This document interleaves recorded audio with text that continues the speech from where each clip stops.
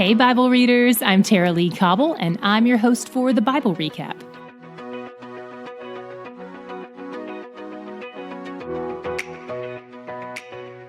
Yesterday, Balaam and his donkey arrived on their journey to meet with Balak, king of Moab. It was an ancient belief in the Canaanite culture that you could speak things into existence. So Balak hired Balaam to curse the Israelites because he was afraid they would defeat him and take the land of Moab. But at their first stop, God gives Balaam a word to speak about Israel, and much to Balak's dismay, it's a blessing. In 23:9, Balaam references Israel's set-apartness, calling them a people dwelling alone and not counting itself among the nations. Balak doesn't like the sound of this, so he says, let's take a look at them from a different angle. Maybe you'll see something worth cursing then. But the same thing happens. Balaam can only pronounce blessing. In 23:20, he says his words don't have power to undo what God has done. Our words may have an impact, but they can't overrule the plan of God. Nothing is weightier than his will. And not only does Balaam know that now, but in 24:1, we also see that through this experience, he abandons the sorcery he has relied on and learns to seek God's face instead. But it's only temporary. But for now, the Spirit of God was empowering his words, not evil spirits. But Balak is still not satisfied, of course, and he's like, third time's a charm? Let's go do this again, but how about this time you don't say anything good or bad? He's really grasping at straws here. But again, Balaam has nothing but good words, and in fact, words that are terrifying to Balak, because they go against everything he was hoping to hear. He says, he shall eat up the nations, his adversaries, and break their bones in pieces. Yikes. But Balaam reminds him that he can only say what God tells him to say. And in fact, his third blessing closes with the word spoken to Abraham by God roughly 700 years earlier. Blessed are those who bless you, and cursed are those who curse you. Which ultimately means God is pronouncing a curse on Balak himself as well. The thing he was aiming for turned back on him. Balak is furious, but also helpless. Striving is cumbersome, exhausting work. During this whole scenario, Balak tries bargaining, manipulation, stalling, and threatening. These three instances in the wilderness between Balaam and Balak remind me of the 3 times Satan tempts Jesus in the wilderness, and nothing budges either time.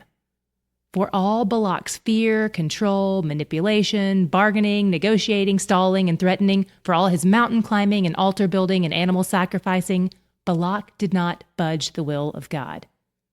For all it cost in frustration and effort, striving still only results in the preordained will of God. After getting stiffed for his work, Balaam closes out with a final oracle about Israel, highlighting some military victories that will take place. Then we cut back to the Israelites at the bottom of the mountain where Balaam had been prophesying. And what are they up to? Idolatry, naturally. This is reminiscent of when Moses was up on Mount Sinai with God and the people were in the valley worshiping their jewelry. Here, though, the men are led astray by the pagan ladies, not gold, and they end up worshiping their false gods, specifically the god Baal. We'll find out later in chapter 31 that Balaam was behind all of this, scheming and using the women to entice the Israelites into idolatry, probably in an effort to reverse the blessing on Israel. Maybe there was money involved. The enemy is tricky, you guys. He knows what we want and uses it against us and our own hearts. Even though Balaam was behind this, Israel is still responsible for the fact that they gave into the temptation. And God's response to Israel's idolatry is to have the chiefs of the people killed first. Then God orders the judges to kill those among their people who have broken their covenant with him. They're about to enter the promised land soon, and God doesn't want them to bring this impurity into the land with them. One guy in particular, the son of a chief, brings a woman, the daughter of a Midianite chief, into his tent in front of everyone.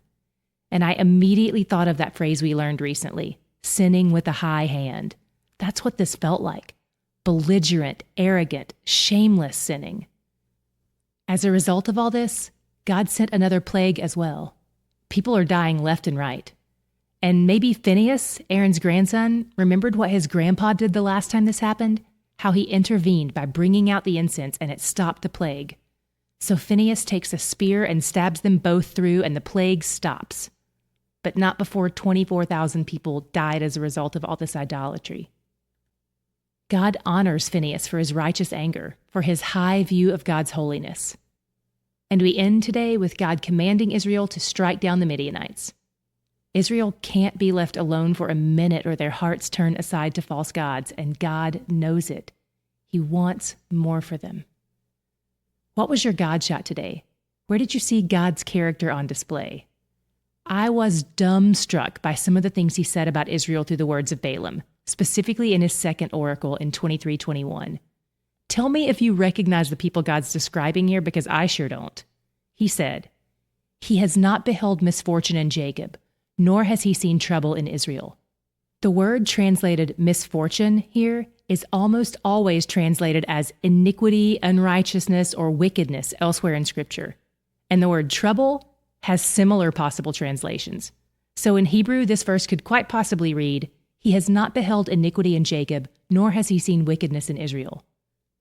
I don't know what kind of rose-colored glasses God is wearing, but I want some, right? The thing is, God has seen these things in them. He's not blind. Remember all those times he wanted to kill them? And he's not stupid. It's not that he forgot about all that stuff. And he's not a liar, so he's not just making it sound nice. So what on earth is he talking about?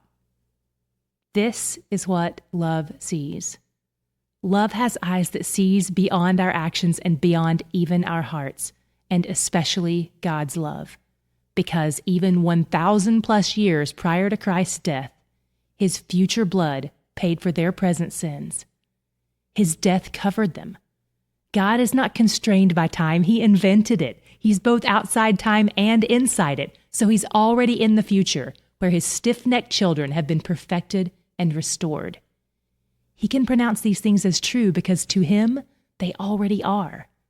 Wicked, rebellious, whoring after false gods, and still his love seeks us out and draws us in to the deeper joys, not the fleeting ones, as his Spirit remakes us. Because just like our God, who sees more to us than meets the eye, we can access that same kind of truth too. I believe if you dig deep past the surface of all your unmet longings and your temporary fixes and your open wounds and your wild frustrations, you will find it.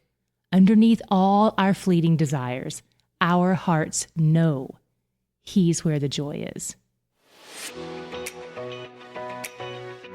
Lots of you started out this year strong by inviting others to read along with you, and you've got a really good thing going now. You've made this a regular habit, and maybe you're looking to dig in a little deeper with each other.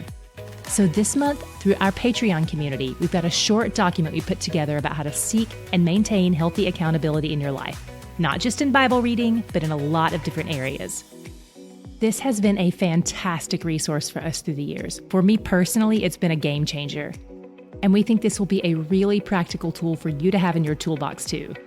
So if you're interested in getting this month's bonus content, check out the show notes for a link to our Patreon community.